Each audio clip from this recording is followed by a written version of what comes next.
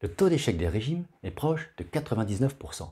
Et je vous parle de 99% sur des centaines de millions de personnes tous les ans. Ça en fait du monde qui échoue à perdre du poids sans regrossir ensuite. Et je sais de quoi je parle parce que j'ai été dans ce cas et plusieurs fois. Dans cette vidéo, on va voir pourquoi les régimes restrictifs, c'est-à-dire trop faibles en calories et trop rapides, ne fonctionnent jamais pour quasiment personne. A l'inverse, on verra également les méthodes des personnes qui, elles, ont réussi à maintenir leur perte de poids sur le long terme. Alors pourquoi les régimes trop stricts ne fonctionnent jamais sur le long terme? Il y a deux phénomènes qui se produisent dans notre corps et qui expliquent cela. Ce sont des phénomènes d'autodéfense. Notre corps va tout faire de façon automatique pour nous empêcher de maigrir. Pour lui, c'est une question de survie. Il faut savoir que notre corps est programmé génétiquement pour résister à la perte de poids. Pour que ce soit plus concret pour vous, je vous laisse imaginer Stéphanie.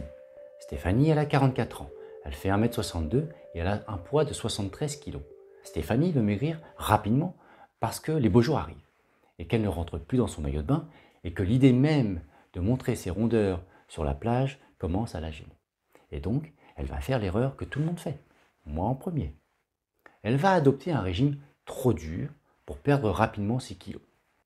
Stéphanie a trouvé dans un magazine un régime express à 1200 calories par jour. Concrètement, qu'est-ce qui va se passer dans le corps de Stéphanie? Eh bien, le premier réflexe de son corps, quand on le prive trop rapidement de calories, il va être hormonal.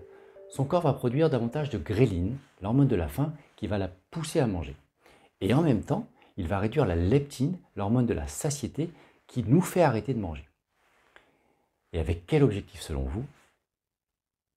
Eh bien, le propre corps de Stéphanie va tout faire pour la forcer à manger davantage malgré sa volonté pour combler le manque de calories qu'elle lui inflige.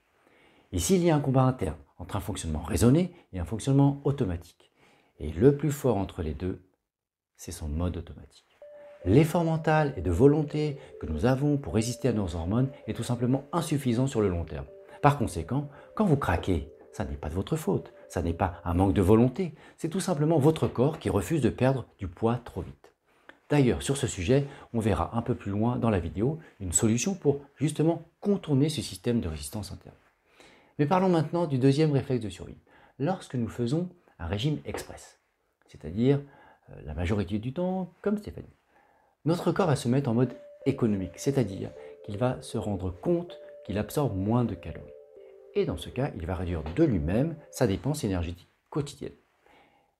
Pour être plus concret encore une fois, on estime qu'entre une personne qui mange normalement et une personne qui fait un régime trop poussé, trop peu calorique, le corps va garder pour lui, pour sa survie, entre 250 et 400 calories par jour. Pour vous donner une idée de ce que ça représente, 300 calories, c'est un cheeseburger. C'est comme si votre corps, sans rien vous demander, gardait un cheeseburger tous les jours en lui et ne le consommait pas.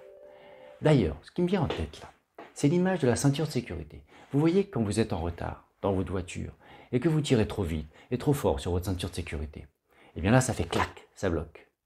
Et bien votre corps, c'est pareil. Si ça va trop vite, ça va trop fort, ça va bloquer. Alors comment font les 1% des gens qui réussissent à maintenir leur perte de poids sur le long terme? Eh bien la clé du succès, elle est assez simple. Ils ont perdu du poids petit à petit, très lentement, sur plusieurs années. Alors bien sûr, la solution est simple en théorie, mais elle est bien plus compliquée dans la pratique. Je vous explique. Petit aparté avant que j'oublie. Abonnez-vous à la chaîne pour comprendre les méthodes qui ont fonctionné pour moi pour perdre du poids lentement mais sûrement. Et je vous mets aussi un lien dans la description en dessous pour télécharger le résumé de cette vidéo et les premières techniques à appliquer si ça vous intéresse. Donc je vous explique pourquoi ça marche pratiquement toujours quand on perd du poids lentement. Voici une vérité. Il n'y a qu'un seul moyen de maigrir, pas sans chirurgie j'entends, c'est le déficit calorique, c'est-à-dire consommer moins de calories qu'on en dépense, manger moins en gros, ou dépenser plus de calories qu'on en absorbe. On va reprendre l'exemple de Stéphanie. Compte tenu de sa taille, de son poids, de son âge, etc., sa dépense énergétique journalière se situe à 1950 calories. Si Stéphanie veut maigrir, et le plus important ne pas grossir, elle devra consommer autour de 1800 calories par jour. Parce que oui, réduire de seulement 150 à 200 calories par jour suffit à perdre du poids durablement. Vous n'avez pas besoin de vous affamer, ça va produire l'effet inverse. Et ce déficit calorique, qui reste faible, ne déclenchera pas les défenses de survie de votre corps.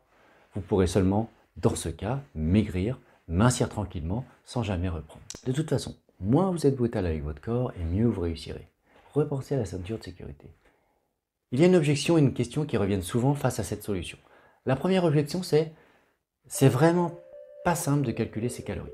Alors l'idée ici n'est pas de calculer un nombre précis de calories, mais d'apprendre à estimer ce que l'on mange pour rester toujours autour de la dépense calorique quotidienne.